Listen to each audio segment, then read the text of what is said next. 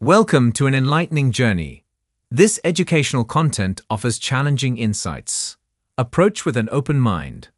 The link for the study guide can be found in the description. Subscribe to join the exploration. Let's dive in without wasting time. The Illusion of the Observer. Chapter 1. Introduction. The point of this essay is to inquire into the nature of perception and to determine the true significance of the role of the observer in perception.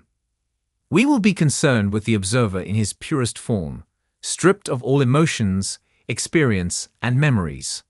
In attempting to define the nature and role of the observer, it is not my intention to add yet another theory to the countless many already in existence concerning the nature of man and the universe. My intention is to stimulate a deeper understanding of perception by throwing new light on an aspect of perception which is taken for granted, misunderstood, or denied. To better understand any process, it is necessary for us to understand the cause of the process. Because the observer is so deeply involved in perception, his presence is usually the last thing to be noted, if it is noticed at all. This is comparable to an analysis of the causes of sedimentation on the ocean floor, to which it is replied that the cause is the presence of the ocean itself. The reply has told us nothing, for if we inquire further as to how the presence of water causes sedimentation, we find a great number of different ways in which sedimentation takes place. And if we inquire further into the ways, we find that the cause of sedimentation in each case is different. In like manner, an explanation of the ways in which the observer is involved in perception is far from being an identification of a single underlying cause. A full understanding of the ways in which perception can be altered cannot be had without understanding the ways in which the presence of the observer can alter it. This is because the ways in which the presence of the observer can alter his perception are really the many ways in which he can alter the object of the perception, leading us to a consideration of existence and knowledge which will be touched upon at the end of this essay. And the understanding of how the observer can alter the object will give a deeper understanding of the nature of the object being altered. Definition of the observer. The meaning of the term observer is not as straightforward as it might seem. More often than not, an observer is conceived as someone who watches or sees what is happening in the world.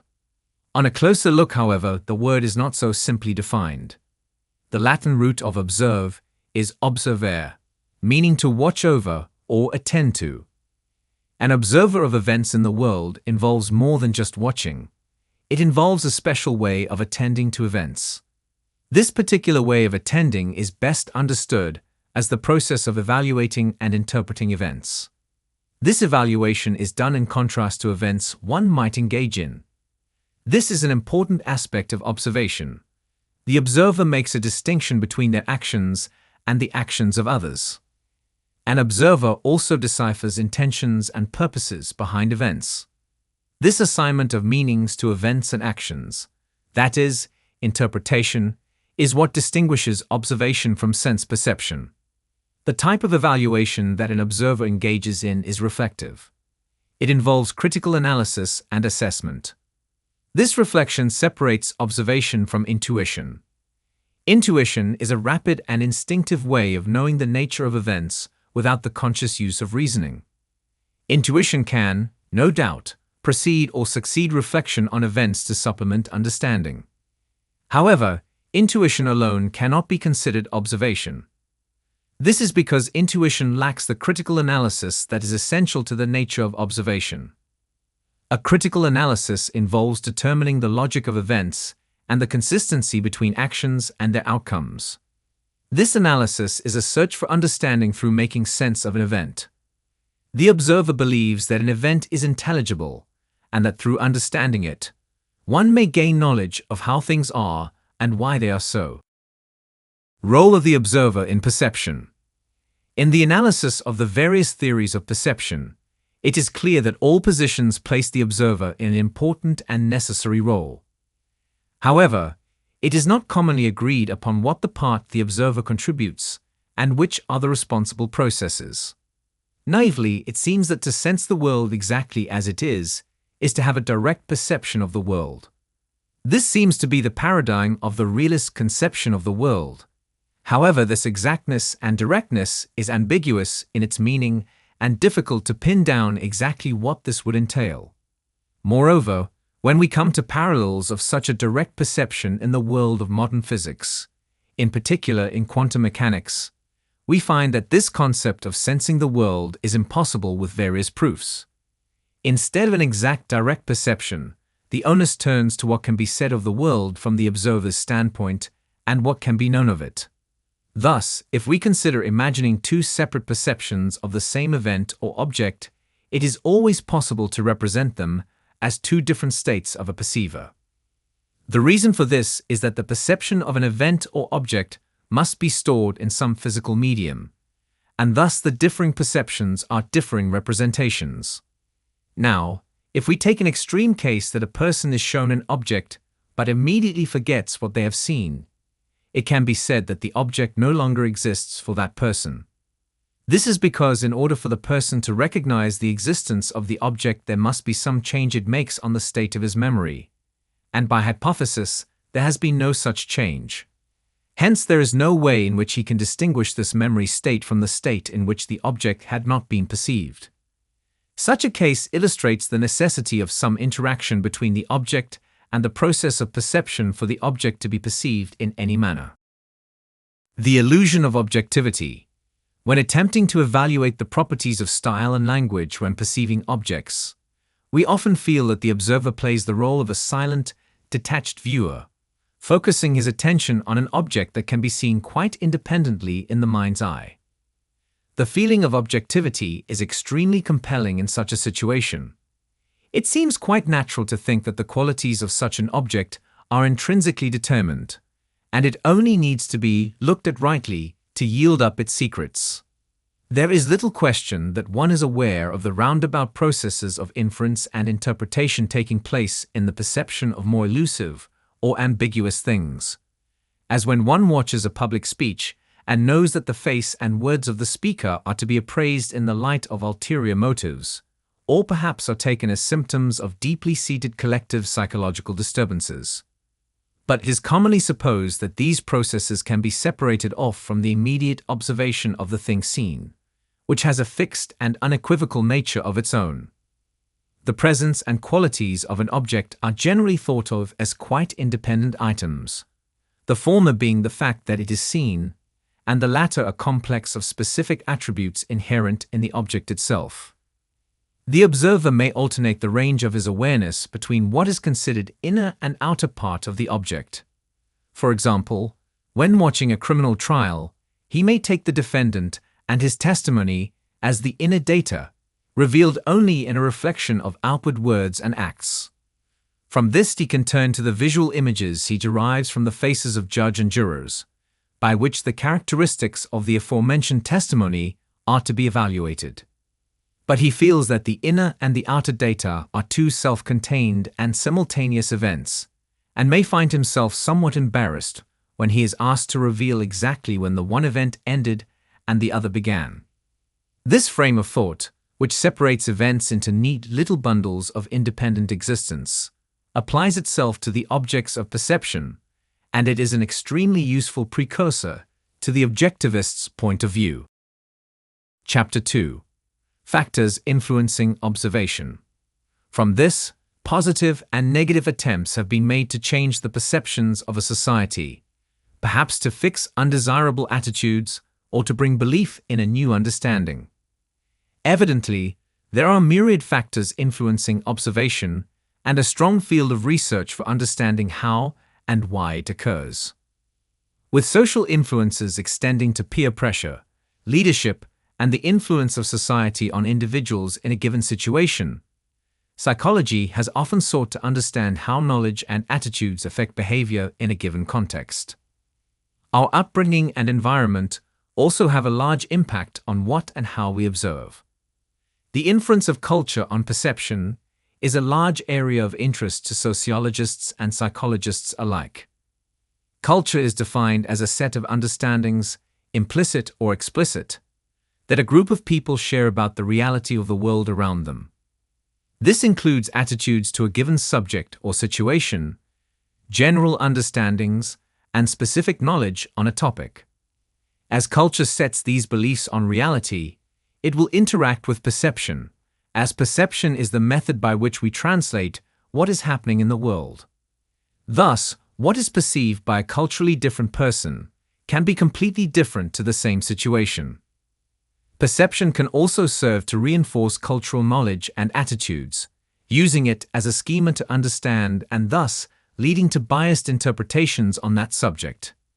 Given that culture is such an essential part of understanding what occurs in any society, many social psychologists seek to discover the general sociological factors which influence various culturally based understandings, also looking into how a given situation can be defined in terms of different cultural settings.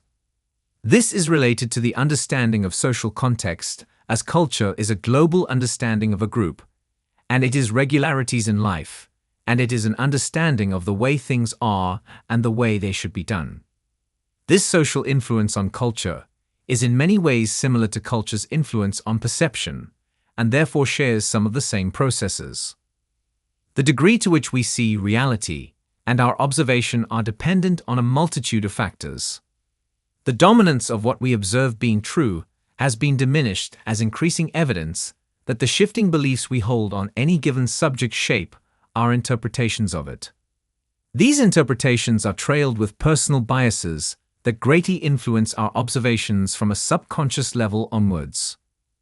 Biases in many guises are extremely prevalent in observation and are manifest in several ways, from selection of what to observe to interpretation and memory.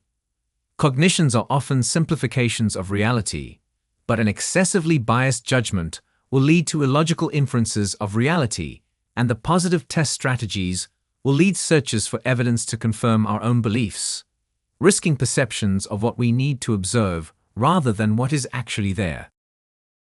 Subjectivity in perception. Perception, in everyday language, is associated with something that is directly experienced, and cognition is associated with thought processes about the experienced objects. This is a practical separation, though one that has little to say about the relationship between the two processes. The separation suggests that acted upon or experienced objects are different from the perception of those objects. Cognitive therapy, for example, recognizes that negative automatic thoughts and core beliefs about an event can exacerbate depression. In this context, cognition is seen as different to the perception of the event, and it is thought processes about the event, not the event itself, that is responsible for the emotional reaction. In the field of psychology, it is worth examining the ways in which perception and cognition are separated, as well as the ways in which they are independent. The distinction with perception and action is more straightforward. We perceive objects, events, and people to gain information about them, and often to gain information about what to do with or to them at a later stage. Classic direct realist approaches to perception state that what is perceived is the same as what is an object or event. But it is generally agreed in the more modern understanding of perception that perception alone cannot tell us about the possibility of interactions with the object or the object's abstract properties. This brings perception closer to the idea of a medium for knowledge acquisition. In this modern understanding of perception, perception and cognition are synonymous with the acquisition and manipulation of knowledge using different methods. This understanding suggests that anything we do with the information gained from perception is also an aspect of perception, and anything that changes the knowledge acquired is a factor in cognition. But in this event-action and perception-cognition dichotomy, it is the case that all four are interactive, and there are no isolated processes. Cognitive biases in observation. Cognitive biases are deviations in judgment, inference, attribution, and reasoning. Biases are often a result of perception and reference, and can lead to illogical interpretation and, in the end, an invalid conclusion. They can still be held by those who have adequate intelligence, motivation, and time in order to draw an accurate decision. An observation may be biased, which then leads to a biased interpretation of an uncertain attitude. The observers expect to see a certain interpretation of this attitude, so they will seek out tests that confirm this expectation. Finally, those observations may influence the person being observed to actually alter their behavior, thus making the biased interpretation a self-fulfilling prophecy. In the end, the prophecy's confirmation serves to strengthen the biased attitude. An example of this was a study into the overestimation of alcohol and illicit drug use in the British Army by psychiatric personnel. The personnel reported that the drug use was the main cause of the soldiers' behavioral and emotional problems, and went on to suggest that substantial proportions of discipline problems in the Army today are due to changes in enlistment standards and the involuntary induction of men who had been accustomed to civilian lifestyle tolerances of conduct that are no longer acceptable in the military. An alternative interpretation of the soldiers was not investigated, and the words "today" and "involuntary induction" were seen as coded references to drug use. This biased belief on the part of the psychiatric personnel led to more focused questions on drug taking from Army superiors and inspectors, and an increase in disciplinary action regarding soldiers with drug and alcohol-related problems. This was all done in view of the personnel's belief that the soldiers with emotional and behavioral problems were self-medicating in order to escape present circumstances, which were of a lower status than civilian life. This provided a perfect example of a self-fulfilling prophecy, as the targeted soldiers changed their behavior to that expected of drug users, and with increased disciplinary action on drug-taking soldiers, it seemed as though there were more of them than before. This resulted in a disproportional allocation of resources to Army psychiatry at the expense of other psychiatric services, and no attempt to discover alternative reasons as to why men had emotional and behavioral problems. Cultural and social influences on observation. People have a shared culture and belong to various social groups within that culture, such as a profession. Information can also be culturally biased. For example, it has been found that medical practitioners interpret identical alphanumeric symptoms differently based on whether the symptoms were with reference to a present culture or another culture. This evidence was supported by practitioners from cultures of Chinese, Middle Eastern, and Anglo-Saxon backgrounds. This indicates that even within a culture, other social groupings may influence cultural identity. In a study conducted by Nisbet and Suzuki, it was found that when shown pictures of a large fish tank, Americans were more likely to recall details of the biggest and most prominent fish, and Japanese students were more likely to recall details of the background and context of the picture. This indicates that culture can even separate the ways in which people of differing cultures process the same information. Research has shown that people rely on knowledge stored in memory to construct mental scenarios of possible future events. Knowledge is predominantly cultural in nature, thus anticipated future events are likely to be culturally biased. Plus, on a more practical note, people find it easier to understand new information if it is presented in a manner consistent with their cultural beliefs. All these endpoints indicate that future events and interpretation/perception of information are influenced by cultural identity due to it acting as a filter, which is applied to incoming information. Social context shapes people's perception and evaluation of their social world. Culture is the essential core of one's social identity.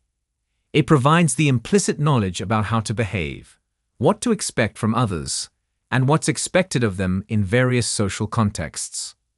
Humans don't leave home without it. It is common for people to grow up in one culture and live in another, and to be influenced by both. Culture provides the framework within which people are influenced by society. It provides the tools of thinking, seeing, hearing, and interpreting the world. These tools are influenced by the people's own cultural upbringing, and most likely are different due to an individual's cultural identity. Chapter 3.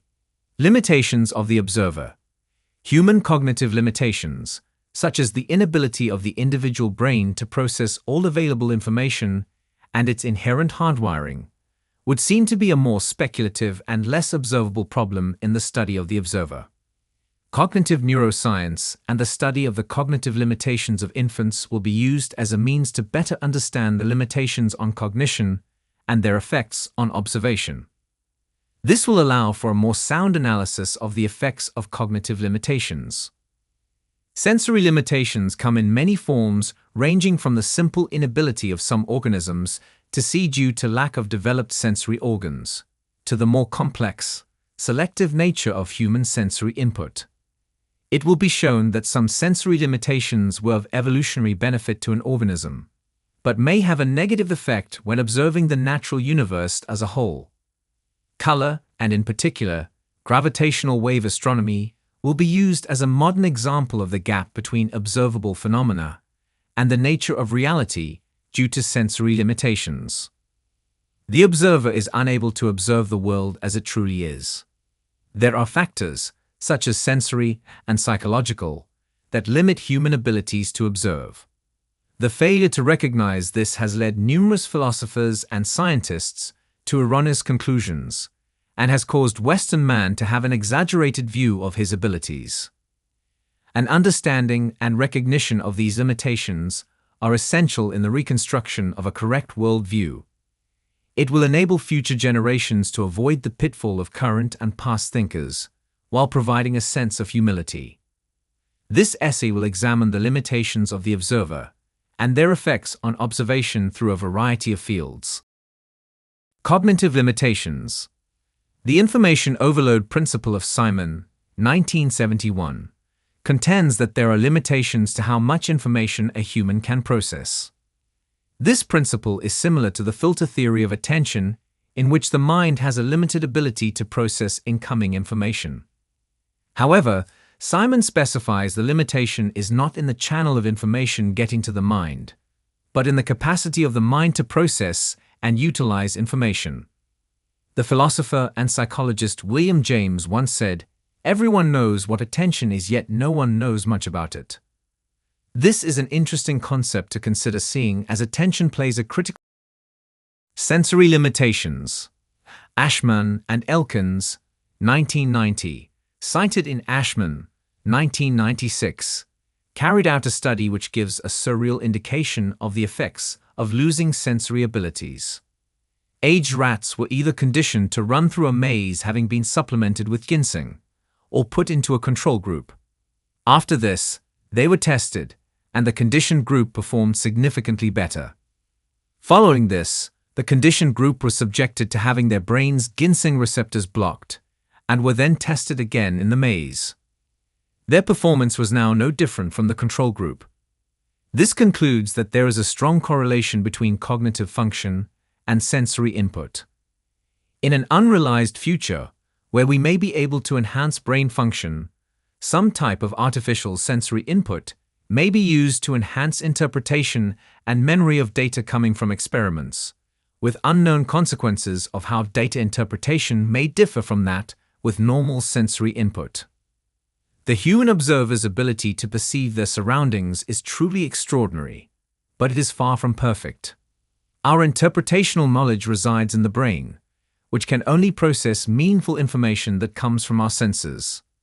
In result, our programming to interpret data ends up affecting the data that we are interpreting. We can see an example of this occurring with individuals with severely impaired vision interpreting colors as different levels of light, as this is what their brain's sense receptors translate the information to. This difference in the actual data and the perceived data due to the limitations of visual senses can have profound implications when trying to perceive information in the physical world, where it is vital that we are able to accurately interpret data from our senses. Similar to the fact that the man's illusion theory of reality is more real than real reality. This is due to the simulation having an interface in which the data can be interpreted and in a consistent state, something not found in physical reality. This would mean that humans in the future of simulation technology would not be able to accurately interpret the real world, further showing the effects of the differences in perceived and actual data. Another example can be seen in the limitation of memory capacity for interpreting auditory information. This can only hold roughly 7 pieces of information, with a span of 20 seconds. This gives issues of interpretation of data. Emotional and psychological factors. Unfortunately, Hoffman seems to have thought strictly in terms of hypothetical testing involving future advances in artificial intelligence. He makes no mention of the significant influence that work on visual perception can have when testing his theory. He has, in fact, explained that work on visual perception necessarily assumes the fake construct and has said that the construct is thus the proper target of neural and perceptual hypotheses. This claim opens up the possibility of testing perception and visual cognition by observing the mistakes and suboptimal function in the fake visual field. Although this takes us a step further from finding proof for the existence of the construct, the same researchers would say that the construct is our only handle on visual and cognitive processes in the normal environment. For if well-devised experiments can reveal a lot about visual cognition and perception, and the real and perceptual worlds are almost identical, Hoffman's group will be able to derive empirical predictions about the behavior of visual and cognitive processes in the real world and the fitness of creatures which employ them. The theory meets empirical tests. It possesses an exemplary scientific quality in that it is precise and mathematical, yet also consistently testable. Hoffman and Singh, 2012, present the explicit algorithm of a conscious agent as an object prone to taking assumptions about its environment, and the evolution of such an algorithm can be simulated and quantified. Hoffman's group is currently fleshing out the full mathematical theory of conscious agents, and in some way or another, all opponents and supporters of the theory are attempting to use it to derive predictions. The theory is thus testable and is already meeting at least some empirical success. Hoffman's complementary theory of conscious states that human beings are only capable of observing or experiencing an evolved interface of sensory data. If the interface limited our interactions with the world to conscious experience, that would indeed explain the evolution of dualism and the mind-body problem in philosophic thought. On the contrary, however, this theory would also suggest that we should have no ability to observe data not essential to our survival or reproduction, because any unnecessary sensory data would use energy and material without providing benefit, a costly waste in the evolutionary sense. Wendt and Metzinger, 2007, argue that it would be a paradox for a system to evolve a complex mechanism that differentiates between conscious and subconscious data, when the same system has no ability to observe such a differentiation between itself and other entities. If this is the case, then organisms should have no way of knowing which specific data is essential and which is irrelevant to their survival or reproduction, leading to a gradual accumulation of all observed data. Hoffman, 2014, counters this argument with the claim that so long as it is causally functional, an observer state need not resemble the environment it is observing, and thus, as long as differentiation between relevant and irrelevant data is causally functional for survival or reproduction, the complex observer state can still evolve. Chapter 4. The observer's impact on reality. The assumption of an observer-independent reality is, in actual fact, limiting the potential of scientific inquiry. It restricts the study of causal relationships between the behavior of the observer and the observed. By assuming that it is possible for an observer to perfectly insulate themselves and an apparatus from external influences, one also assumes that there are no uncontrolled variables. This assumption is far from the conditions of experimentation in the real world. Usually, there are massive amounts of uncontrolled variables. By regarding the system being observed and the apparatus as an isolated system, the uncontrolled variables are assumed to affect only the observed system and apparatus, and not the observer. In actual fact, it is the data which the observer receives from interactions with the observed which give rise to the uncontrolled variables. Failure to accept this point leads to confusion and frustration in the attempts to repeat unsuccessful experiments. It also leads to denial when the results of an experiment are not as the scientist predicted. The scientists may blame the anomalies on the malfunction of the apparatus or the occurrence of unaccounted for interactions within the isolated system. An acceptance of the influence of observer and observation on the observed shifts the scientific focus from the quest of gathering objective data to the study of interactions and the gathering of data which can teach us about these interactions. The fact that observation impacts that which is observed has been the longest issue among those argued at the foundation of quantum physics. How and why does the observer affect the observed? The old paradigm of Western science assumes that there is an observer-independent world, that there is a reality which does not depend on whether we perceive it. This assumption is the cause of much frustration and difficulty in the study of the nature of reality, because it has been assumed that observer independence is necessary for the scientific method.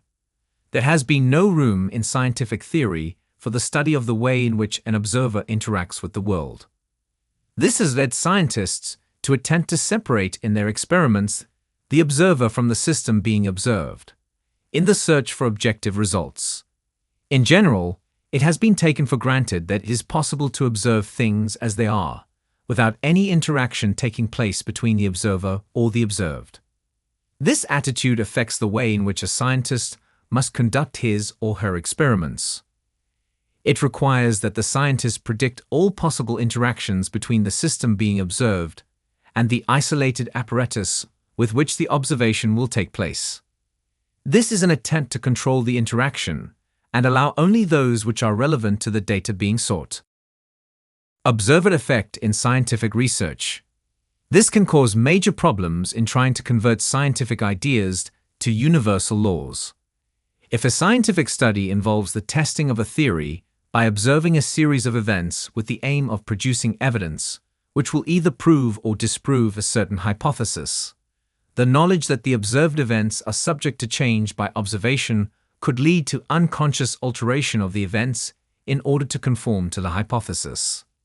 The scientist, in effect, may end up creating his own reality in order to obtain the desired result. An example of this can be found in the field of parapsychology, where experiments to prove the existence of psychic phenomena often yield positive results. This is in stark contrast to experiments aiming to test other hypotheses in physics, and the results are always the same. This lack of replicability is evidence that the reality of the observed events in the psychic studies has been altered.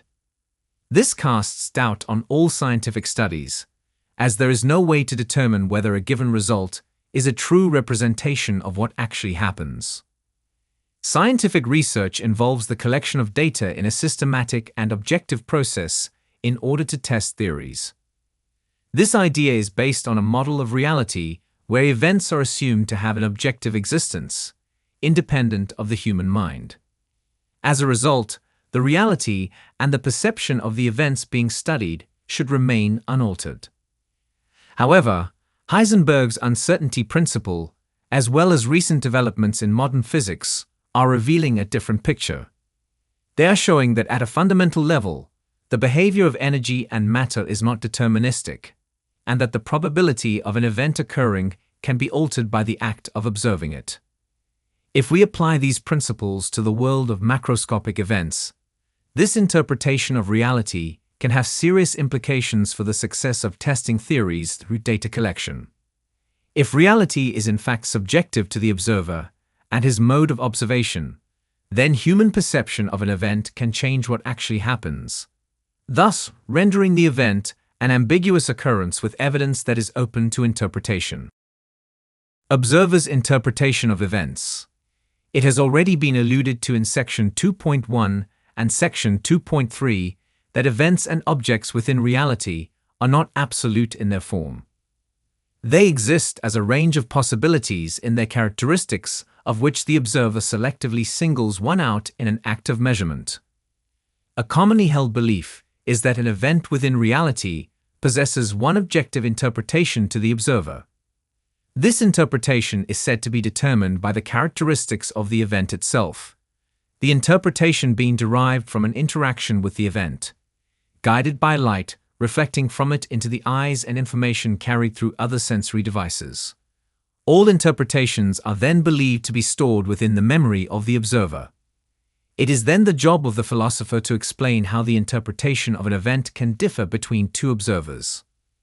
The realist would have to account for the difference in interpretation as a failure to correctly observe the true characteristics of the event. This account falls short in one respect, for if our first observer watches a film of the event at a later date and changes his mind about the film's content, it is then the characteristics of the event at the later date which our observer is attempting to interpret. If the realist were to admit that the event has gone through change by taking on different characteristics, he can only explain the film watcher's change in interpretation as a failure for him to originally, and second time round, observe the true event. This claim is unverifiable, as any evidence of an event only exists for the characteristics it has yielded on those objects which have interacted with it. The film in question is one such object, and therefore there is no way to compare the characteristics of the event then with the characteristics of the event now. Thus, any change in interpretation of an event is indistinguishable from a change in the event itself. The claim is also unpalatable for it to admit that any slight change in an event will result in the failure of all observers to correctly interpret the true characteristics of that event. Any event in reality can be viewed as a very complex object, and any interaction with it will only yield partial information about its characteristics. The constructivist view provides a more satisfactory explanation for the difference in interpretation of an event between two observers, and also for an observer's change in opinion about an event. Observer's influence on social constructs. To understand the observer's influence on social constructs, one must recognize first that the reality we aim to discuss is comprised of inner socially fabricated interpretations of other people's beliefs of reality, also known as socially constructed reality. This concept, briefly stated, means that the beliefs of these individuals form the way they interpret their own reality, even if that interpretation is itself a false one. With this in mind, an individual can be said to have been able to influence social constructs if their own interpretation of an interpretation causes a change in the general consensus of exactly how to interpret that particular version of reality. An example of this could be an individual who perceives the view of an old person being something of a hindrance to society, thus changing the way a large number of individuals in the society perceive the role of pensioners. Taking the above example, it has to be understood that the effects one man can cause on a social construct can be inadvertent on his part. Given that the man comes to believe the stereotype of pensioners through various events involving elderly persons, it can be said that this increased exposure to a particular version of reality will shape his interpretation of it. This changed interpretation will lead to changes in his behavior towards elderly people, which in a social interaction sense is his redefining of how to behave with the elderly. This changed treatment can then cause various reactions through elderly individuals also being exposed to this behavior, thus creating a chain of events which can reinforce the original stereotype or create a new one. This man's initial influence has been the cause of a change in the social construct of reality regarding the status of elderly people. Chapter 5. Overcoming the illusion of the observer. Overcoming the illusion of the observer is a fundamental goal for the reflective thinker. To achieve this aim, the thinker must focus on ways to close the gaps between actual and perceived self-awareness.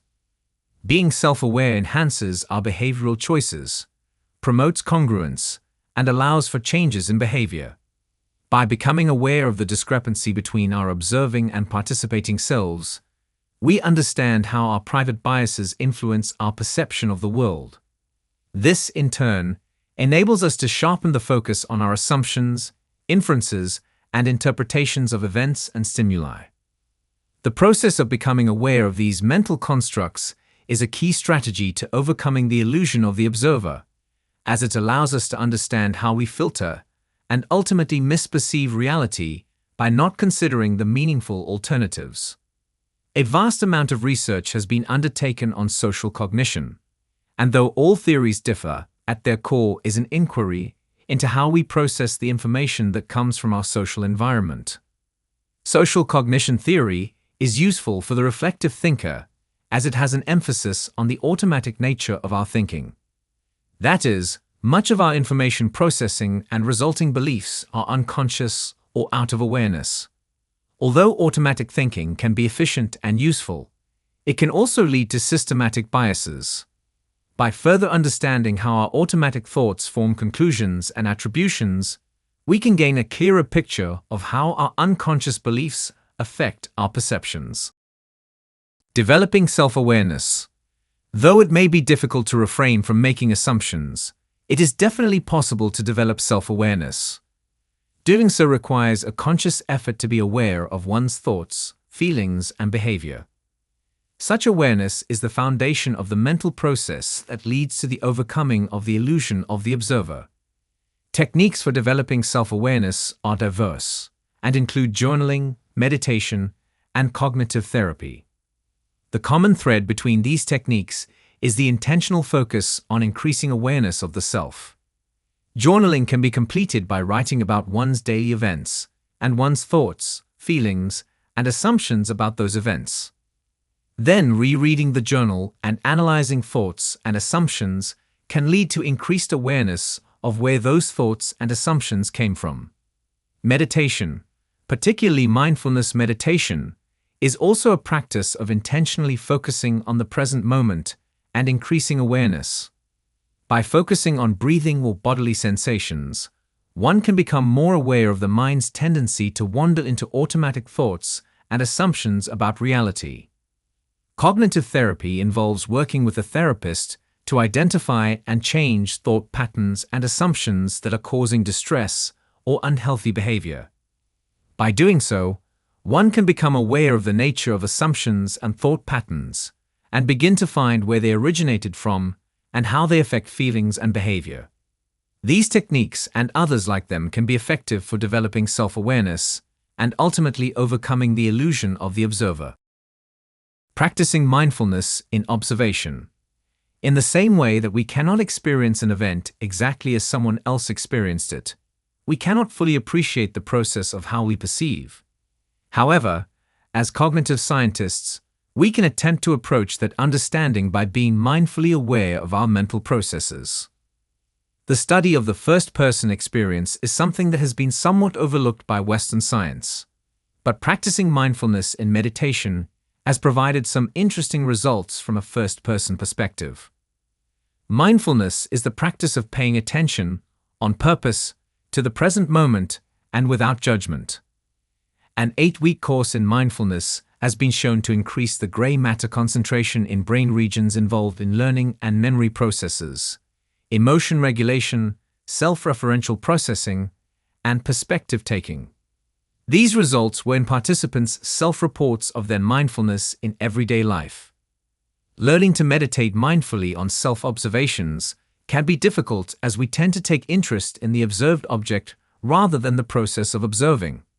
The tendency to take interest in the observed object is deeply ingrained in us because we are conscious of that object due to it serving some purpose to our goals.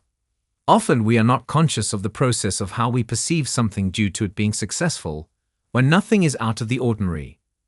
Nevertheless, with practice, meditating on self-observations can produce insights on the process of self-referential thinking and break the automatic habit of relating all perceptions to our own ego. Headspace is an interesting mindfulness training tool, which uses a guided meditation approach that teaches how to observe thought in a non-judgmental manner. The tool begins with a focus on the breath and body, and later moves on to observing mental processes of the body. An experienced meditator can then effectively observe thinking as a stream of thoughts that is separate from the ego.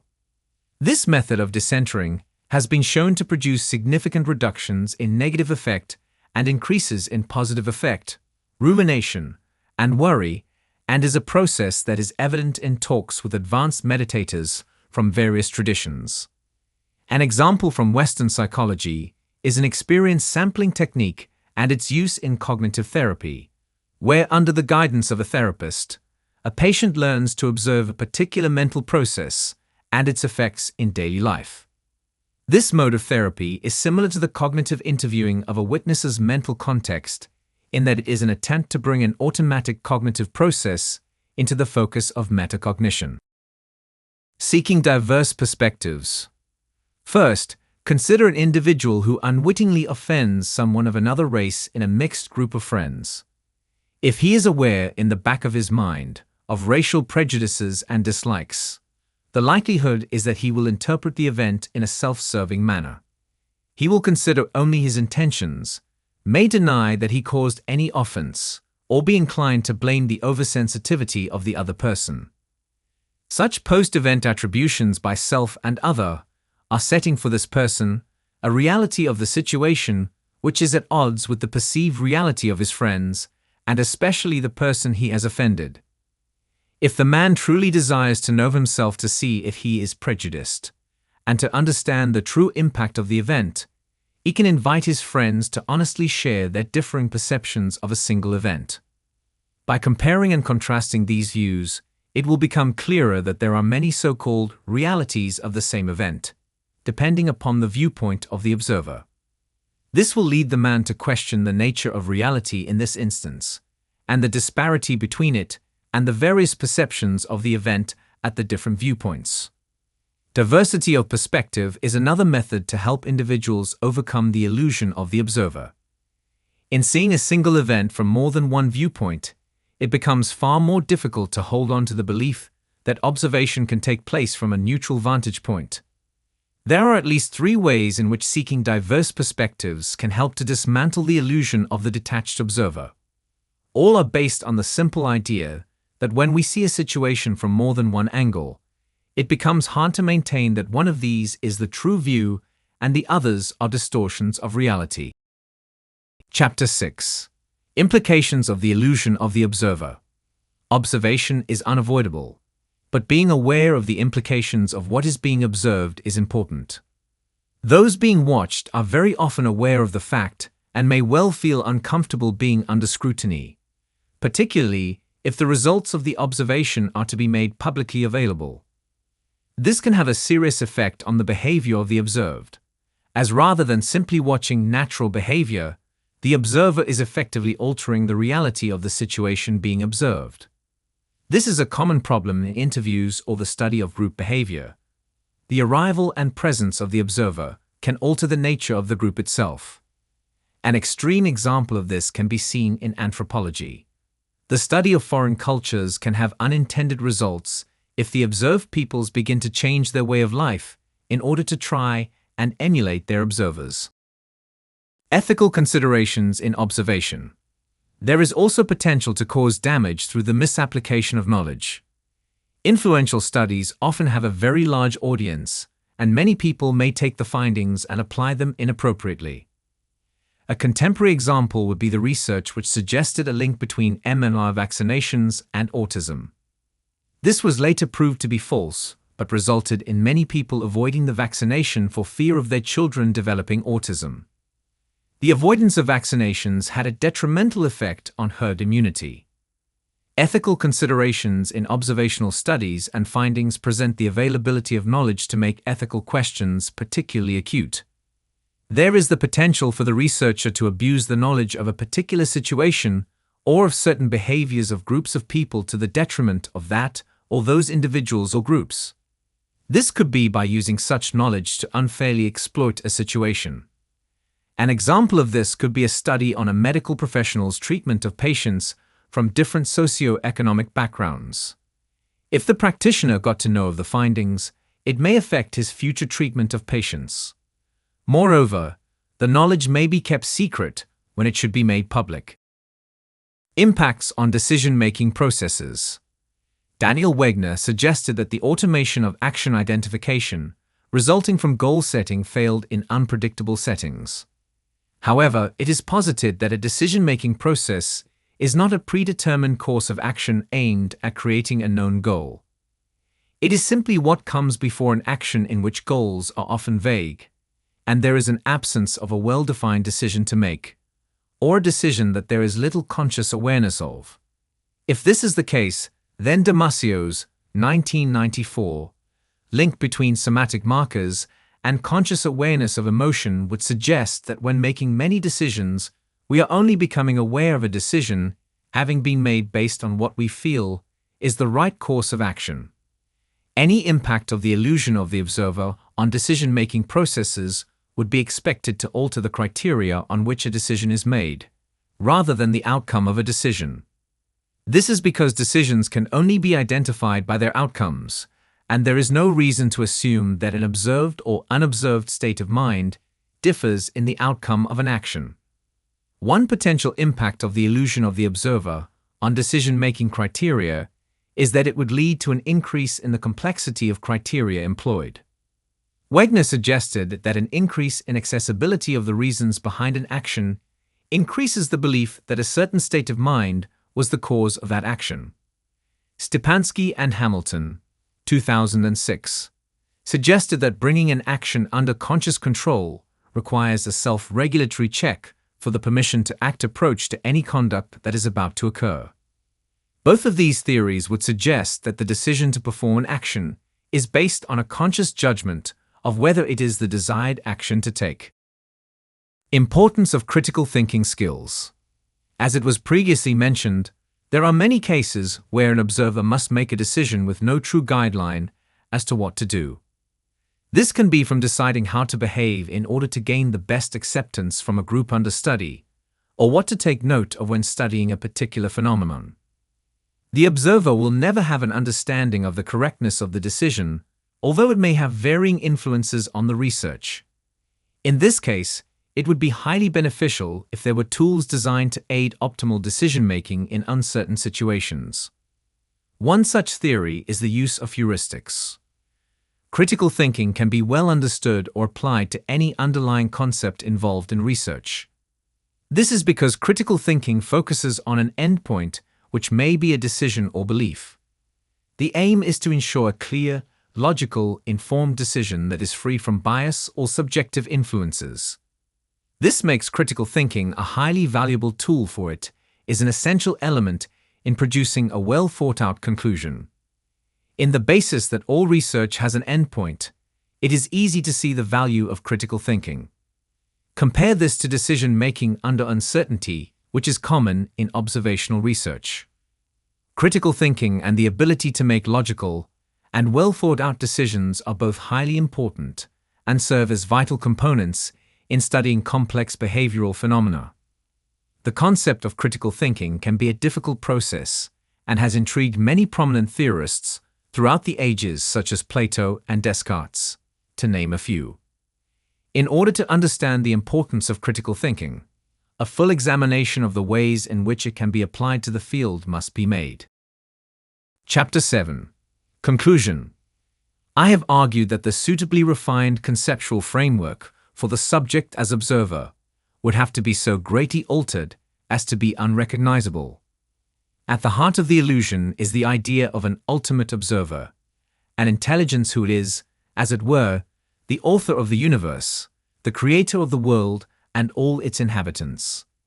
An intelligence and an associated framework of concepts which, although they may sometimes fall short of the appropriate level of refinement, is nevertheless forced by the very nature of the quest into that purview.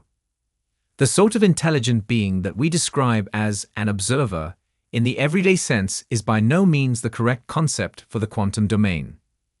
As is well known in the orthodox approach, the notion of such an observer is inextricably linked to the idea of an observation, which can be assigned a specific time and a definite outcome.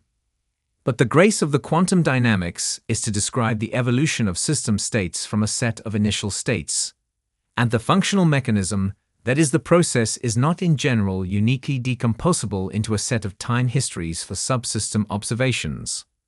To attempt to force it to be so is to interfere with the system in an uncontrolled way. The project of developing a consistent and adequate framework for the subject as observer thus involves trying to bring about a union of two pictures of the world. In one, a continual meshing of the fabric of the universe is taking place into a holistic network of tangled and ever-changing configurations with high degrees of symmetry and correlation between many variables. In the other, There is the story of the evolution of a special kind of subsystem through a sequence of relatively well-defined and distinct configurations. It is in every case a mistake to idealize the subsystem as an isolated entity with an environment consisting of some quite other kind of subsystem. But the mistake of idealization can be made less or more serious in approach according to the particular choice of variables used for the description of the subsystem. An observer picture is fundamentally the attempt at an idealization coming from postulational choices of a very sharp distinction between the system and environment, and of variables for the system with a very strong law of correspondence to the variables of classical sequential cause and effect.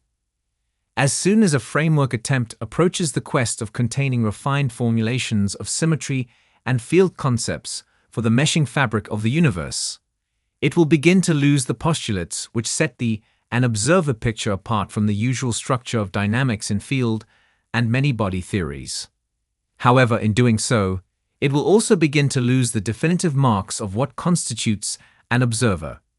The subsystem idealization will cause the concept to become vacuous, for at every stage where there has been the semblance of a definite observer activity, it can be asked, why does this not look more like a simple event in the evolution of the field? And the variables chosen for the observer subsystem can always be reinterpreted as bringing information about global field activity. The content of what makes the observer special will always seem to slip away to something simpler to identify.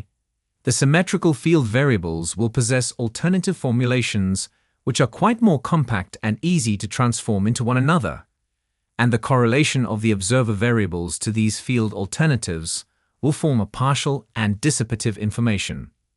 At this point, it is unmistakable. The observer has become a more general kind of system, and the whole possibility of a unique time history for high information with a definite outcome is a story of cheap victory against an environment of poor rivalry. If you found this content enriching and valuable, we would be deeply grateful if you could express your appreciation through liking and subscribing. Your support is incredibly meaningful and enables us to continue creating content that resonates with you. For those who think this is a great gift for yourself or for your loved ones, you can find the link in the description.